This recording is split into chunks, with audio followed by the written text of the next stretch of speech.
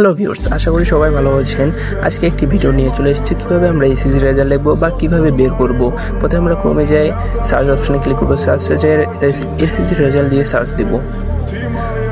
Search দেওয়ার পরে যে লিঙ্কটি প্রথমে আসবে সেই লিঙ্কটি হবে এডুকেশন বোর্ড অফ বাংলাদেশ। সেই লিঙ্কে ক্লিক করব।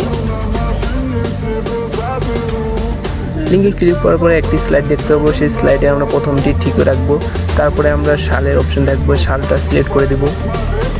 সাল সিলেক্ট করার পরে তারপর বোর্ড সিলেক্ট করব। বোর্ড সিলেক্ট করার পরে রোল, নিজের রোলগুলো লিখে দিতে হবে। এখানে নিজের রোলটা লিখে দিব, তারপরে রেজিস্ট্রেশন রোল নাম্বার, সেটাও নিজের রেজিস্ট্রেশন রোল নাম্বারটাও লিখে দেব। তারপরে 6+9 সেটি যোগ করব, আলাদাও থাকতে পারে। তারপরে এখানে যেটা আছে ওটা লিখে দিব, তারপরে সামনের অপশানে সাবমিট করে দিব। তারপরে আমরা দেখতে পারবো নিজের রেজাল্টটি। আশা করি সকলের রেজাল্ট ভালো হবে। আল্লাহ সকলকে ভালো রেজাল্ট করার তৌফিক দান করুক, আমিন।